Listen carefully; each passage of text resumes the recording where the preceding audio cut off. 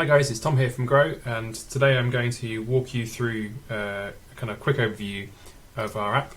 So the app is still in testing, so there's a few bugs and things. Not everything is totally right yet, but I think we're in a place now where we can give you an kind of overview and a walk through the different pages and how things work.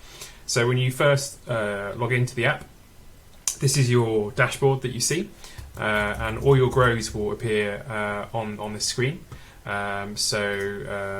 This is a grow. You can add a new grow by clicking the plus button, and you'll have another grow appear here.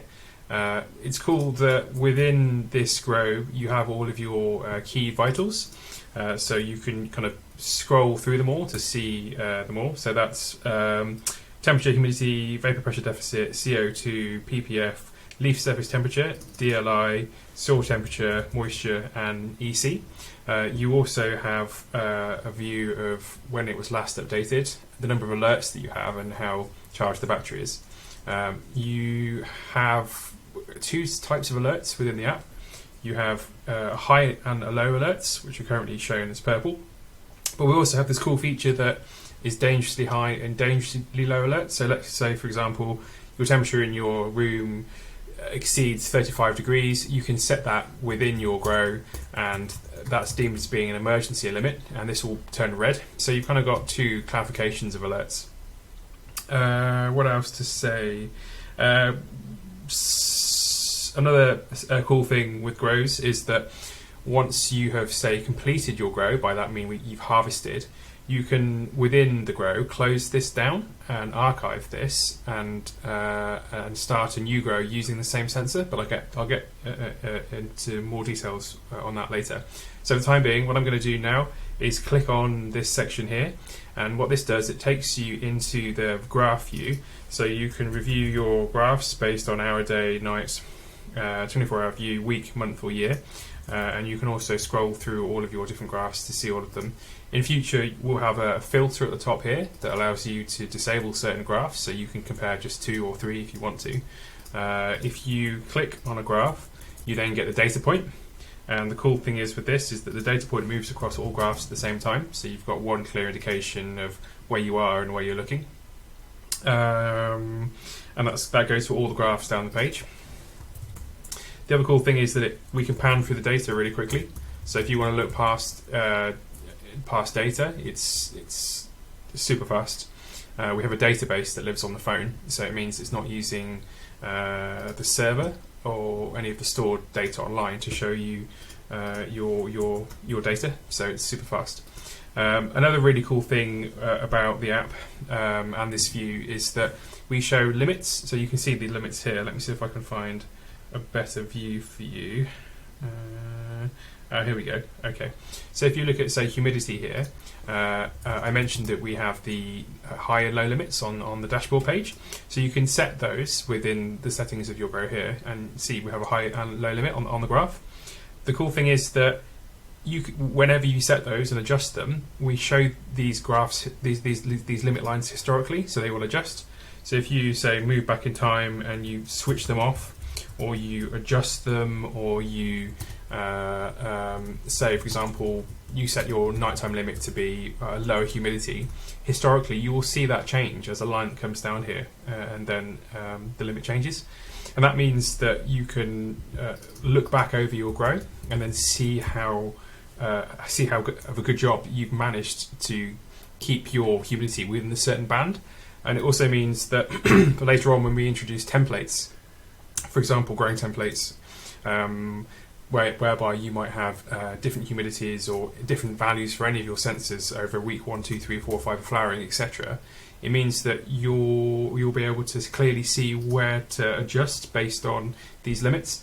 They're extremely powerful and super useful. In future, we'll also be providing AI feedback.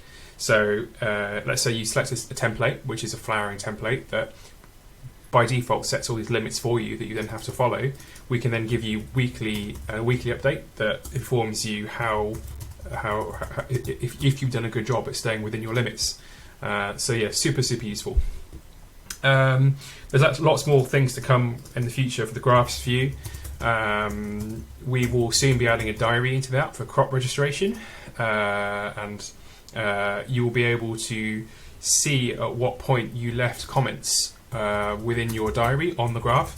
So for example, let's say that you measured your pH at this time, or you noticed a bug in your grow room.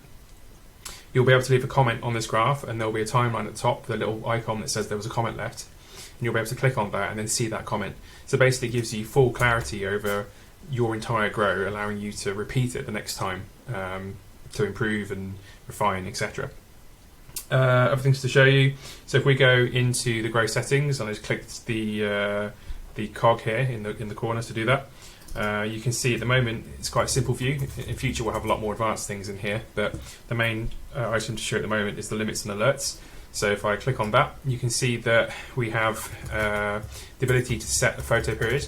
So either you can disable the photo period and set your limits just on a 24-hour basis, and then you go into, say, temperature, and here you can set your high and your low alert, whether or not you want to be alerted, and you can also set a dangerously high and a dangerously low alert, and whether or not you want to be alerted. You can close this, but if you do want a photo period whereby you want to be alerted differently for, say, a day and night temperature, we do have that function, so you can turn that on by clicking the photo period box at the top, and that gives you two sets of alerts for one set of alerts for day limits and one set of alerts for night limits, and you can see how this is super powerful. And this is also where, so for example, if you want to adjust your limit, historically you will be able to see that on the graph. So as you can see, you can measure or set limits for temperature, humidity, CO2, VPD, leaf surface temperature, ppf, daily light integral, dew point, soil moisture, EC, and soil temperature. So a couple of things to mention on here as well. So we have a daily light integral sensor within the app. So that clocks and measures your daily light integral based on your photo period over a 24-hour integral. So it allows you to see what your DLI is over the course of the day, which is really useful for saving electricity or reducing the brightness of your lights, etc. So yeah, that is a super quick overview. Hang on, a few other things as well. So we also have a calibration page. So by clicking this link at the bottom just here, you can see that you can set the temperature offset, the humidity offset, the CO2 offset. You can also set the soil probe and what it's how it's set up for measuring, either a soil mix, a coco mix, a peat mix, or water solution. But a couple of other things here that are also interesting. So the grow sensor itself has a bottom-mounted leaf surface temperature sensor, and we have a setting in here that allows you to adjust the VPD based on what sensor you want to measure with. So for example, you can either measure VPD, which is a calculation between temperature and humidity, based on the ambient temperature sensor, so that's just the highly accurate temperature sensor within the grow sensor, or you can measure VPD based on the leaf surface temperature specifically. So that allows you to really tailor, well, you're getting a true value based on what the plant is feeling based on leaf surface temperature. So that gives you a much better, much more accurate VPD reading. Or we also have this cool feature where you can do a mix of both.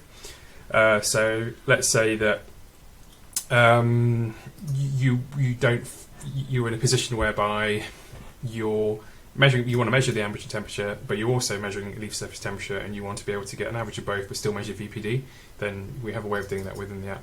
You also have a leaf temperature sensor offset as well. So yeah, I think that's basically the first version of the product. Oh yeah, one more thing to show you. So grow settings, you can close this grow. So in future, when we have a diary here, we will have the ability to you'll be able to create tags and notes based on this grow. So for example, you'll be able to tag when the grow started, when you flipped to flower, when you harvested, and any other things. You can have photos, you can have videos, you can leave any notes related to any issue that you had, or any improvement, any observation that you've had. They'll appear on the graph. But also, yeah, as mentioned, we'll be using that to provide AI feedback to you over on how your grow has actually performed. But another cool thing here is that you can close this grow once you're completed, once you've harvested. This will then archive the grow on the home page, and then set up a new grow with the same sensor and the same settings. Meaning you can just start again very quickly without having to re-add any of your data. And effectively, what it means is that the closed grow becomes just a historical grow from the past that has finished and has been completed, and allows you to review it for crop registration to improve for the next time that you grow. So that's heavily what we're trying to set up here for the future. Anyway, there we go. Any other questions, please let us know. We're still working really hard on the project.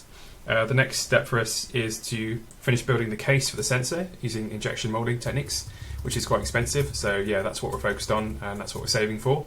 But yeah, the sensor is pretty much complete. The app is pretty much complete, and yeah, we're testing it at the moment, and it's looking really, really good. So yeah, any questions? Let us know. Thanks so much. Bye.